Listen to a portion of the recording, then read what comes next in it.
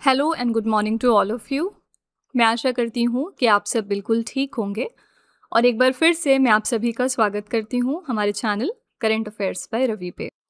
तो फ्रेंड्स, बीच में मेरी 2-3 दिन की लीव थी जिसकी वजह से सर आपको पढ़ा रहे थे, बट यहाँ से अब मैं ही इन सेशंस को कंटिन्यू करने वाली हूँ। तो मेरे साथ लगातार इन सेशंस में बने रहिएगा जब तक कि आपका सिलेक्शन नहीं हो जाता है। जो लोग भी हमारे रेगुलर व्यूअर्स हैं उन्हें पता है कि इन सेशंस में हम 15 करंट अफेयर्स के साथ साथ बहुत कुछ पुराना रिवाइज करते हैं और हम इन सेशंस को इस तरह से डिज़ाइन करते हैं कि आपकी प्रिपरेशन बेस्ट हो सके और आपको इसके बाद किसी और सोर्स की ज़रूरत ना पड़े। ठीक है, तो अगर आप हमारे साथ कुछ दिनों का ट्रायल लेकर चेक करना चाहते हैं तो आप वो भी देख सकते हैं एंड कुछ दिनों बाद आप रियलाइज़ करेंगे कि कैसे करंट अफेयर्स में धीरे धीरे करके आपका इंटरेस्ट बढ़ता जा रहा है और इसका रिजल्ट आप अपने मॉक टेस्ट और पेपर्स में ज़रूर देखेंगे कि उसमें भी जो आपका स्कोर है वो इम्प्रूव होता जाएगा करंट अफेयर्स के सेक्शन में। ठीक है, ये हमारा वादा है आपके साथ। बस कंडीशन एक ही है कि आपको हमारे साथ कंसिस्टेंट बने रहना है और अपने आप के साथ ऑनेस्ट रहना है। ठीक है, तो फ्रेंड्स, ये है हमारी डेली करंट अफेयर्स की क्लासेस। मैं फिर से बता दूं कि हम यहाँ पर 15 करंट अफेयर्स को डिटेल में देखते हैं और साथ ही हम रिवीजन पर भी बहुत ज़्यादा फोकस करते हैं। आज की क्लास में हम बात करेंगे 18 जुलाई 2026 के करंट अफेयर्स के बारे में। तो अगर आप किसी भी वनडे एग्जाम की तैयारी कर रहे हैं तो करंट अफेयर्स को बेस्ट तरीके से पढ़ने के लिए आप हमारे चैनल को फॉलो कर सकते हैं। यहाँ पर हम आपको डेली करंट अफेयर्स के साथ साथ वीकली करंट अफेयर्स और मंथली करंट अफेयर्स के भी सेशंस प्रोवाइड करते हैं। वीकली करंट अफेयर्स हमारा एवरी संडे होता है। ठीक है, तो बहुत सारे बच्चों को फ़ायदा पहुंचा। आप यहाँ पर फीडबैक देख सकते हैं उनका। आप भी इनमें से वन ऑफ देम हो सकते हैं, बस आपको हमारे साथ लगातार बने रहना है। ठीक है, तो आप इस फीडबैक के अनुसार एक बार हमें ट्रायल लेकर ज़रूर देखिएगा। ठीक है, तो फ्रेंड्स, चलिए आज की क्लास हम स्टार्ट कर लेते हैं। हमारे इस सेशन की शुरुआत होती है क्विक रिवीजन के साथ, यानी हमने एक दिन पहले जो 15 करंट अफेयर्स डिटेल में पढ़े होते हैं उनको हम अगले दिन दोबारा से वन लाइनर फॉर्मेट में रिवाइज करते हैं। तो फ्रेंड्स, कल हमने पहला क्वेश्चन किया था, जुलाई 2026 में यूक्रेन के नए प्रधानमंत्री के रूप में किसे नामित किया गया है? इनका नाम है सर्गेई कोरेत्स्की। भारत का पहला सरकारी एआई विश्वविद्यालय किस राज्य में स्थापित किया जाएगा? तो ये स्टैब्लिश हो रहा है कर्नाटका के बेंगलुरु शहर में। जुलाई 2026 में विश्व प्रसिद्ध जगन्नाथ रथ यात्रा उत्सव का आयोजन कहाँ पर किया गया है? तो उड़ीसा के पुरी शहर में। अंतर्राष्ट्रीय न्याय दिवस 2026 हमने कब मनाया है? तो 17 जुलाई को। जुलाई 2026 में किस सांस्कृतिक उत्सव को आधिकारिक तौर पर भारत की राष्ट्रीय अमूर्त सांस्कृतिक विरासत सूची में शामिल किया गया? यह है राजौरी की भैरव यात्रा, जम्मू कश्मीर की। नेक्स्ट है, जुलाई 2026 में केंद्रीय सामाजिक न्याय और अधिकारिता मंत्री डॉक्टर वीरेंद्र कुमार ने 31वें दिव्य कला मेले का उद्घाटन कहाँ से किया है? तो कोलकाता शहर से।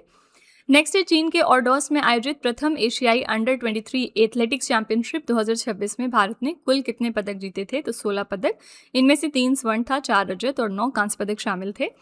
अगला है, जुलाई 2026 में पश्चिम एशिया के संघर्ष से प्रभावित समुद्री क्षेत्रों में काम कर रहे भारतीय नाविकों की सुरक्षा और उनके बचाव के लिए सी फेयरर फर्स्ट पहल का शुभारंभ किसने किया? तो ये है हमारे minister of ports, shipping and waterways Sarbananda Sonowal ji. अगला है, जुलाई 2026 में भारत ने ब्रिक्स की अध्यक्षता के तहत 12वीं ब्रिक्स श्रम एवं रोजगार मंत्रियों की बैठक किस शहर में आयोजित की है? तो तेलंगाना के हैदराबाद में। नेक्स्ट है, जुलाई 2026 में इसरो ने गगनयान मिशन के किस हिस्से के लिए 3 महत्वपूर्ण क्वालिफिकेशन टेस्ट सफलतापूर्वक पूरे कर लिए हैं? तो यह है crew module. 3 crew module test हुए हैं। पहला है crew module uprighting system test, दूसरा है एम्बिलिकल सेपरेशन मैकेनिज्म टेस्ट और तीसरा था apex cover separation testing. Next है, जुलाई 2026 में केंद्रीय मंत्रिमंडल ने भारत के सेमीकंडक्टर इकोसिस्टम को मजबूत करने के लिए सेमीकॉन 2.0 परियोजना को मंजूरी दे दी। इस योजना के लिए कुल कितना बजट आवंटित किया गया? तो इसके लिए बजट तैयार किया गया था 1,27,500 करोड़ रुपए का। नेक्स्ट है, जुलाई 2026 में कोडेक्स एलिमेंटारियस आयोग का 49वां सत्र कहाँ पर आयोजित हुआ है? तो स्विट्जरलैंड के जिनेवा में। नेक्स्ट है, राष्ट्रीय कृषि और ग्रामीण विकास बैंक ने ग्रामीण उद्यमिता को बढ़ावा देने के लिए अपने 45वें स्थापना दिवस पर किस कार्यक्रम की शुरुआत कर दी है? तो ये था ग्रामोद्यम। नेक्स्ट है, जुलाई 2026 में रक्षा मंत्री राजनाथ सिंह ने शौर्य विजय यात्रा को किस स्थान से हरी झंडी दिखाकर रवाना किया था? तो नई दिल्ली के राष्ट्रीय युद्ध स्मारक से।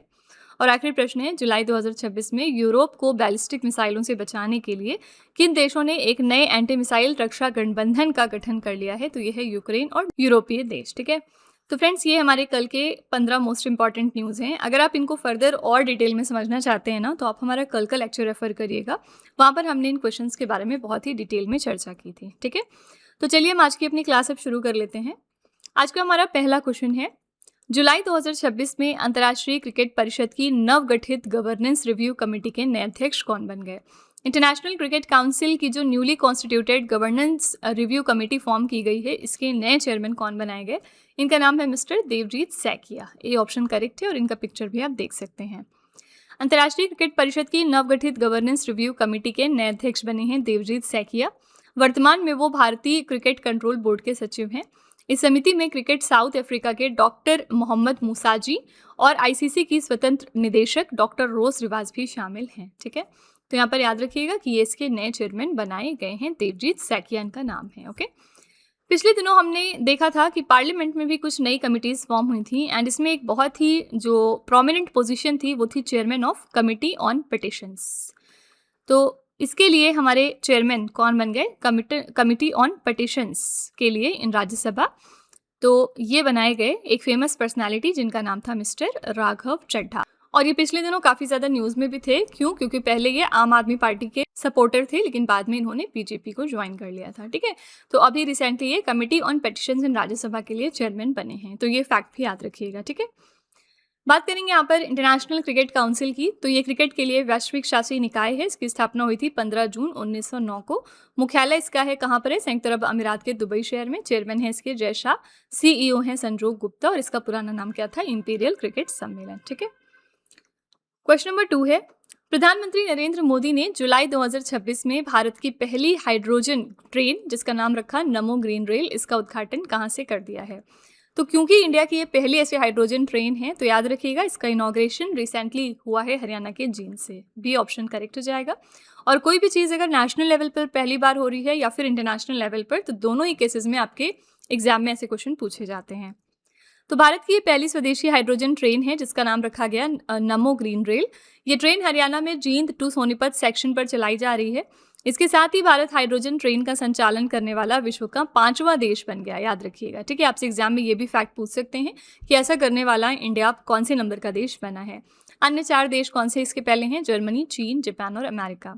इस हाइड्रोजन ट्रेन परियोजना का डिजाइन और विकास किसने किया? इंटीग्रल खोज फैक्ट्री चेन्नई में। और रूट की कुल लंबाई कितनी है? 89 किलोमीटर। ठीक है, तो यहाँ पर करेक्ट आंसर है बी ऑप्शन। हरियाणा के जींद में रिसेंटली इसका इनॉग्रेशन किया है प्राइम मिनिस्टर मोदी जी ने। अभी रिसेंटली जो प्राइम मिनिस्टर है हमारे नरेंद्र मोदी जी, इन्होंने एक रिकॉर्ड तोड़ा है। ये इंडिया के longest continuously serving prime minister बन चुके हैं। लगातार ये प्राइम मिनिस्टर रहने वाले इतने लंबे टाइम तक इकलौते ऐसे प्राइम मिनिस्टर हैं। और इसके पहले ही रिकॉर्ड किसके नाम था? जवाहरलाल नेहरू जी के नाम। ठीक है, तो इन्होंने रिसेंटली जवाहरलाल नेहरू जी का रिकॉर्ड तोड़ा as the longest continuously serving prime minister. ठीक है, ये भी फैक्ट याद रखिएगा।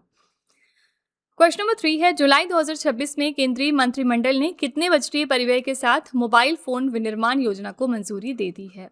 तो मोबाइल फोन मैन्युफैक्चरिंग स्कीम हाल ही में अप्रूव हो गई है और इसके लिए बजट तैयार किया गया है 62,500 करोड़ रुपए का। सी ऑप्शन करेक्ट है। यहाँ पर देख लेते हैं थोड़े फैक्ट्स मोबाइल फोन विनिर्माण योजना के बारे में। यह योजना पूर्ववर्ती सफल लार्ज स्केल इलेक्ट्रॉनिक्स मैन्युफैक्चरिंग के लिए प्रोडक्शन लिंक्ड इंसेंटिव योजना का स्थान लेगी, जो 31 मार्च 2026 को समाप्त हो चुकी है और इसका बजटीय आवंटन है 62,500 करोड़ रुपए।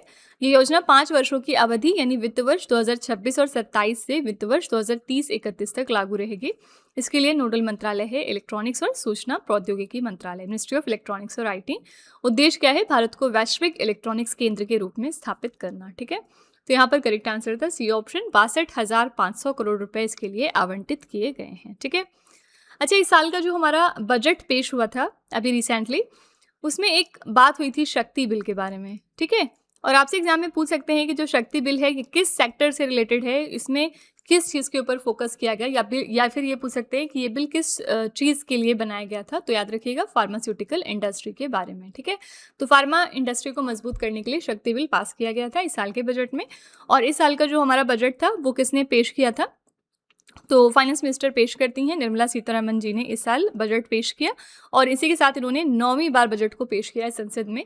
और इसी के साथ याद रखिएगा ये फर्स्ट वुमेन फाइनेंस मिनिस्टर बनी जिन्होंने इतनी बार बजट को पेश किया है। ठीक है, और अगर हम वुमेन हटा देंगे, सिर्फ फाइनेंस मिनिस्टर की बात करेंगे, तो अब तक सबसे ज़्यादा बजट पेश किया है मोरारजी देसाई जी ने। इन्होंने 10 बार बजट को संसद में पेश किया है। ठीक है, तो ये सारी फैक्ट्स याद रखिएगा। क्वेश्चन नंबर 4 है, अंतर्राष्ट्रीय नेल्सन मंडेला दिवस 2026 हमने कब मनाया? इंटरनेशनल नेल्सन मंडेला डे हमने सेलिब्रेट किया है 18 जुलाई को। ए ऑप्शन करेक्ट है। ये दिन 18 जुलाई को दक्षिण अफ्रीका के पूर्व राष्ट्रपति और रंग भेद विरोधी नेता नेल्सन मंडेला के जन्मदिन के उपलक्ष्य में मनाया जाता है। नेल्सन मंडेला 1994 से लेकर 1999 तक दक्षिण अफ्रीका के राष्ट्रपति थे। इस साल के लिए हमारी थीम क्या रखी गई? गरीबी और असमानता से लड़ना अब भी हमारे हाथों में है, यानी it's still in our hands to combat poverty and inequity. ठीक है, तो यहाँ पर करेक्ट आंसर है ए ऑप्शन 18 जुलाई। जुलाई की जब शुरुआत हुई थी तो मैंने आपको बताया था कि 1 जुलाई को हम 3 इंपॉर्टेंट डेज सेलिब्रेट करते हैं। कौन कौन से रिवाइज कर लेते हैं। पहले स्थान पर है नेशनल डॉक्टर्स डे। ठीक है, नेशनल लेवल का इस दिन होता है हमारा डॉक्टर्स डे। दूसरा है चार्टर्ड अकाउंटेंट्स डे। ठीक है, और तीसरा यहाँ पर होता है GST डे। ये 3 इंपॉर्टेंट डेज हम 1 जुलाई को मनाते हैं। ओके, नेक्स्ट है जुलाई 2026 में पृथ्वी विज्ञान मंत्रालय यानी मिनिस्ट्री ऑफ अर्थ साइंसेज के नए सचिव के रूप में किसे नियुक्त किया गया है? तो मिनिस्ट्री ऑफ अर्थ साइंसेज में हमारे नए सेक्रेटरी रिसेंटली बन गए डॉक्टर श्रीनिवास कुमार तुम्मला। ठीक है, डी ऑप्शन यहाँ पर करेक्ट है। पिक्चर भी आप देख सकते हैं। तो प्रसिद्ध समुद्र विज्ञानी है डॉक्टर श्रीनिवास कुमार तुम्मला। इनको पृथ्वी विज्ञान मंत्रालय का नया सचिव नियुक्त कर दिया गया है। उन्हें 2 वर्ष के कार्यकाल के लिए नियुक्त किया गया और वो इससे पहले यूनेस्को की हिंद महासागर सुनामी चेतावनी प्रणाली के प्रमुख भी थे। ठीक है, तो यहाँ पर आंसर है D option, doctor Srinivas Kumar Tummala. UNESCO की यहाँ पर हम बात कर लेते हैं। यूनेस्को के डायरेक्टर जनरल प्रेजेंट में कौन है? इनका नाम याद रखिएगा, कई पेपर्स में लगातार पूछा गया है ये क्वेश्चन, क्योंकि इनका नाम है खालिद अल अनानी। ठीक है, और ये कौन सी कंट्री को बिलोंग करते हैं? ये इजिप्ट से हैं।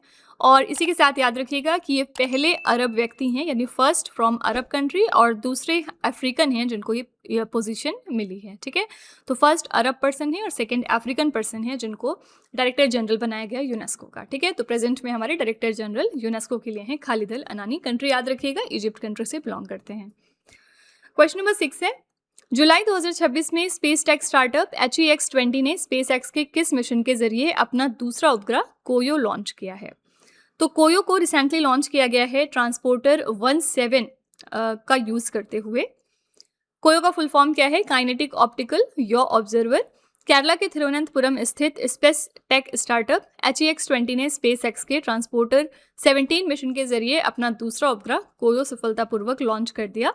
किस रॉकेट से लॉन्च हुआ है ये? तो फाल्कन 9 रॉकेट की हेल्प से।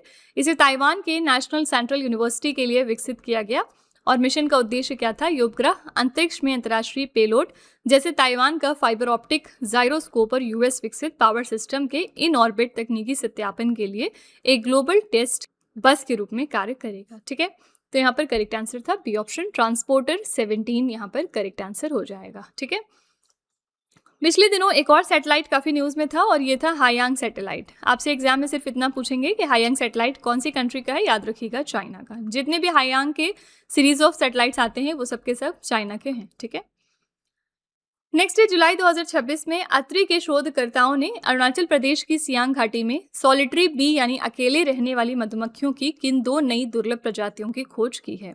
कौन सी ये 2 प्रजाति रिसेंटली डिस्कवर हुई हैं?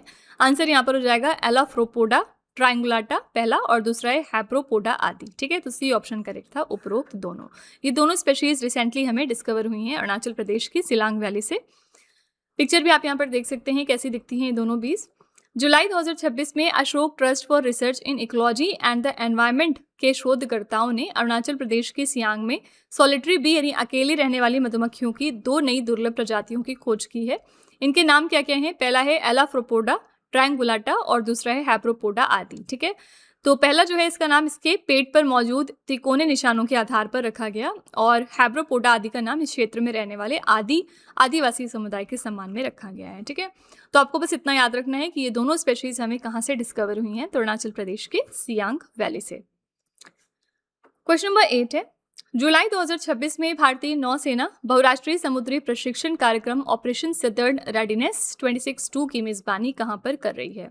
सबसे पहली बात याद रखिएगा कि इस ऑपरेशन को इंडियन नेवी होस्ट कर रही है। ठीक है, एग्जाम में पूछ सकते हैं कि इसको Indian navy, Indian coast guard, Indian air force या फिर इंडियन आर्मी कौन इसको होस्ट कर रहा है? तो आंसर है इंडियन नेवी। ठीक है, अब बात आती है कहां पर ये होस्ट हो रहा है? तो कोची के दक्षिणी नौसेना कमान में। सी ऑप्शन करेक्ट है। ओके, तो ऑपरेशन सदर्न रेडीनेस 26-2 है ये और इस इवेंट को ऑर्गेनाइज किया जा रहा है केरला के कोची के दक्षिणी नौसेना कमान में।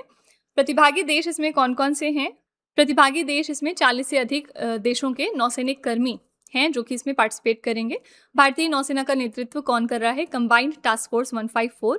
उद्देश्य क्या है? मेन उद्देश्य है क्षेत्रीय क्षमता निर्माण को बढ़ाना, सर्वोत्तम कार्य प्रणालियों का आदान प्रदान करना और सामूहिक समुद्री सुरक्षा को मजबूत करना। ठीक है, तो यहाँ पर करेक्ट आंसर था सी ऑप्शन, कोची के दक्षिणी नौसेना कमान में इसको ऑर्गेनाइज किया गया है। इसके अलावा अभी एक रिसेंटली हमारी कौन सी शिप थी जो न्यूज़ में आई थी? इसका नाम था आईएनएस सुदर्शिनी। बार बार इसको रिवाइज करते रहिएगा, ऐसे क्वेश्चन एग्जाम में क्योंकि पूछे जाते हैं। आईएनएस सुदर्शिनी चर्चे में क्यों आई थी? क्योंकि 4 जुलाई को अभी 250th एनिवर्सरी सेलिब्रेट की है अपनी यूएस ने। यूएस की इंडिपेंडेंस की 250th एनिवर्सरी सेलिब्रेट हुई और इस दौरान इंडिया की तरफ से आईएनएस सुदर्शिनी गई थी इसमें पार्टिसिपेट करने। ठीक है, तो ये शिप किस वजह से चर्चे में है, याद रखिएगा। क्वेश्चन नंबर 9 है, जुलाई 2026 में हिंदी भाषा में कानूनी, विधिक, साहित्य और न्यायपालिका के महत्वपूर्ण फैसलों की डिजिटल पहुंच प्रदान करने के लिए किस केंद्रीय मंत्री ने ईवीएसपी पोर्टल को लॉन्च कर दिया है? ईवीएसपी पोर्टल को रिसेंटली लॉन्च किया अर्जुन राम मेघवाल जी ने। डी ऑप्शन करेक्ट है। तो इसके लॉन्च करता थे अर्जुन राम मेघवाल। ये कौन है? ये केंद्रीय विधि और न्याय राज्य मंत्री हैं, स्वतंत्र प्रभार इनके पास है। और कहाँ पर इसको लॉन्च किया गया? नई दिल्ली के कर्तव्य भवन 2 से। ये पोर्टल भारत सरकार के विधि एवं न्याय मंत्रालय के विधायी विभाग के अंतर्गत विधि साहित्य प्रकाशन की एक अनूठी और महत्वपूर्ण डिजिटल पहल है। उद्देश्य क्या है? इस डिजिटल प्लेटफॉर्म का प्राथमिक उद्देश्य क्या है? उच्चतम न्यायालय और उच्च न्यायालयों के ऐतिहासिक व महत्वपूर्ण निर्णयों, कानूनी पत्रिकाओं, विधि जर्नलों और संदर्भ पुस्तकों को हिंदी भाषा में ऑनलाइन उपलब्ध कराना। ठीक है, तो करेक्ट आंसर है D option, mister Arjun Ram Meghwal. हमारे प्रेजेंट में चीफ जस्टिस ऑफ इंडिया कौन है बाय द वे? ये हैं जस्टिस सूर्यकांत। ठीक है, कई बार नंबर भी पूछ लिया जाता है कि ये कौन से नंबर के चीफ जस्टिस ऑफ इंडिया बने हैं, तो ये 53rd नंबर के चीफ जस्टिस हैं।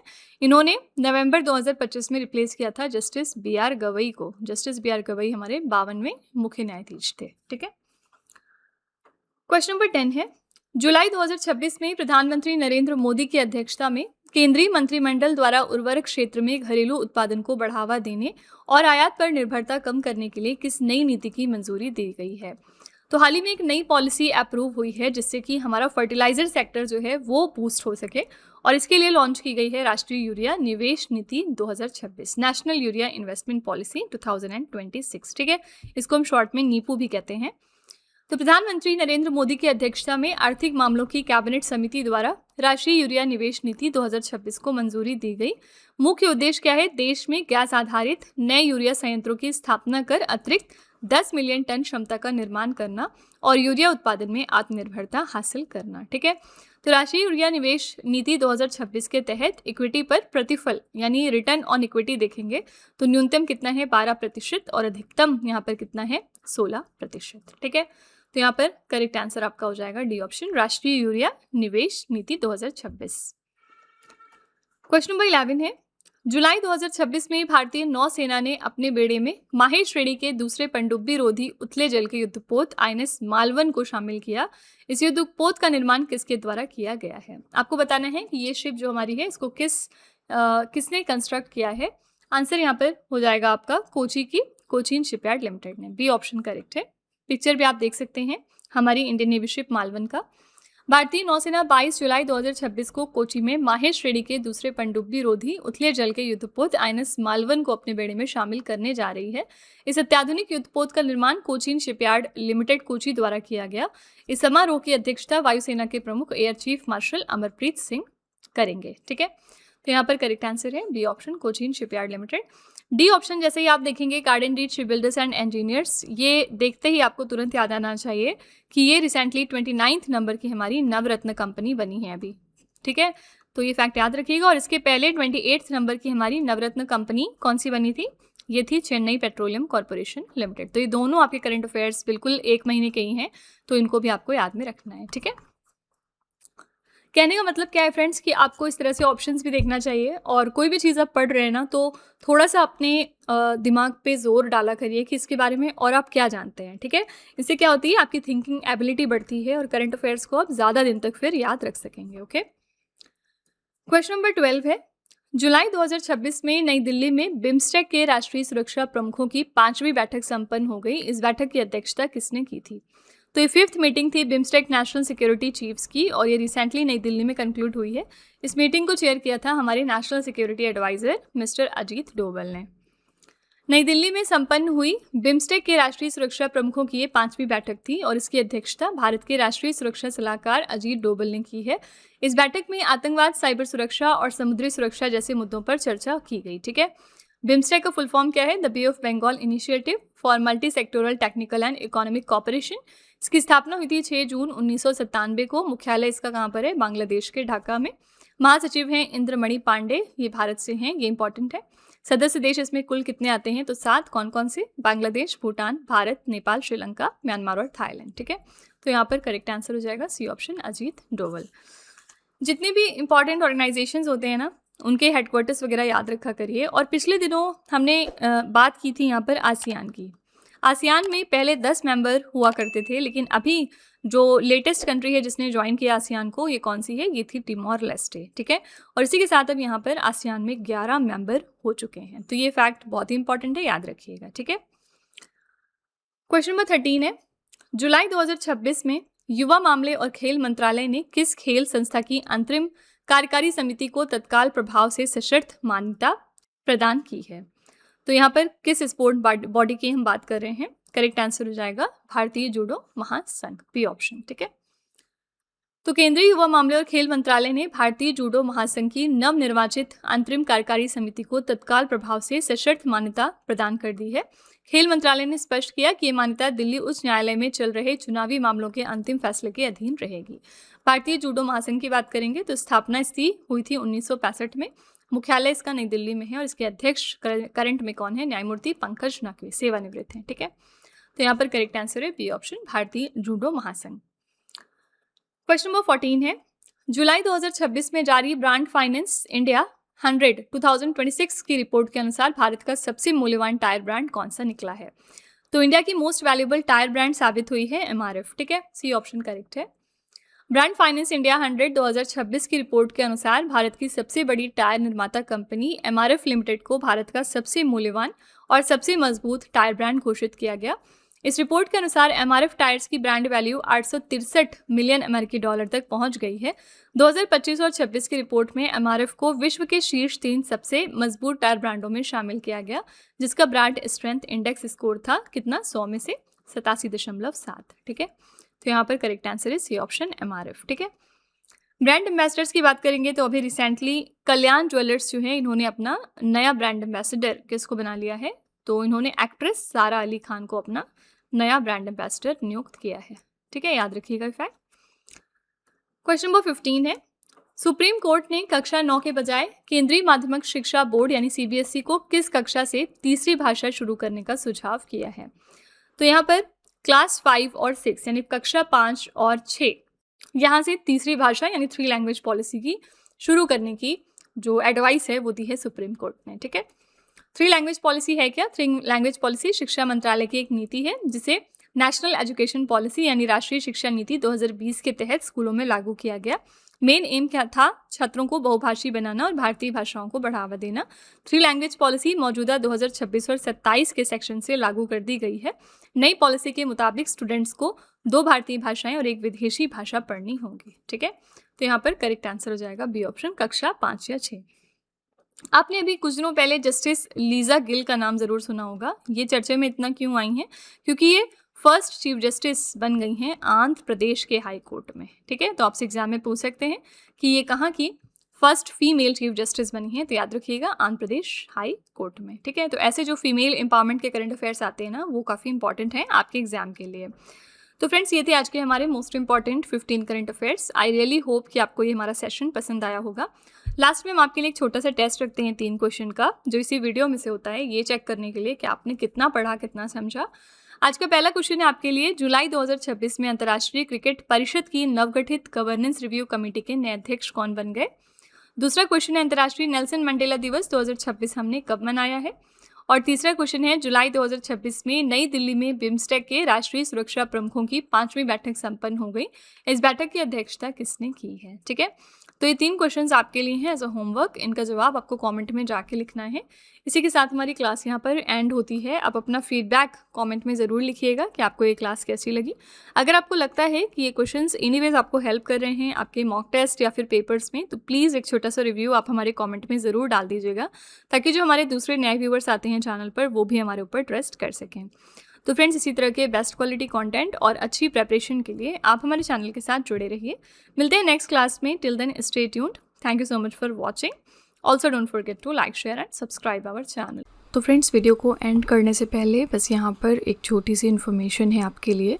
अगर आपको हमारी GS या फिर करंट अफेयर्स की ई बुक चाहिए तो आप उसके लिए हमारी वेबसाइट www.ravibookspdf.com को रेफ़र कर सकते हैं। यहाँ पर आपको ऐसी मंथली मैगजीन्स भी मिल जाएंगी सेपरेट मंथ की, जिसमें हमने 600 से ज़्यादा क्वेश्चंस बहुत ही डिटेल में डिस्कस किए हैं। आप देख सकते हैं कि हर क्वेश्चन को हमने किस तरह वेल एक्सप्लेन किया है, highlights, important point, static GK और पिक्चर्स का यूज़ करते हुए, ताकि आपको प्रॉपर अंडरस्टैंडिंग हो सके। तो अगर आप इंटरेस्टेड हैं तो आप इस नंबर को रेफ़र करिएगा 9888749999, ठीक है। ये हमारी बुक्स की वेबसाइट है जिसका नाम है www.raviaditipublication.com। यहाँ पर आपको डिफरेंट बुक्स मिल जाएंगी, जैसे कि 25,000 प्लस GK GS की ये वाली 1 लाइनर बुक है। इसके अलावा कंप्यूटर GK, सामान्य विज्ञान, NCERT के नोट्स डिफरेंट सब्जेक्ट्स में। तो इसके लिए भी आप इसी नंबर को रेफ़र कर सकते हैं अगर आप इंटरेस्टेड हैं तो। साथ ही ये है हमारा mobile application Ravi study app. Play store पर जाकर आप इसको अपने फ़ोन में यहाँ से इंस्टॉल कर सकते हैं। इसमें आपको डिफरेंट कैटेगरीज मिलेंगी और बहुत सारे फीचर्स मिलेंगे जिनकी हेल्प से आप अपनी प्रिपरेशन को बेहतर कर सकते हैं। इसमें एक कैटेगरी यहाँ पर आपको मिलती है करंट अफेयर्स पेड वीडियो की। ये हमारा एक तरह का कॉम्बो DCA का कोर्स है, जिसमें आपको एड फ्री वीडियो मिलेगा फर्स्ट ऑफ ऑल। देन यहाँ पर 15 क्वेश्चंस का क्विज आपको देते हैं हम। 15 क्वेश्चंस का PDF है एक्स्ट्रा की पॉइंट्स के साथ साथ, और इस कोर्स के लिए हम आपको लाइफ टाइम वैलिडिटी भी प्रोवाइड करते हैं। तो अगर आप इसमें से कोई भी कोर्स परचेज़ करना चाहते हैं तो उसके लिए आप इस नंबर को रेफ़र कर सकते हैं, ठीक है।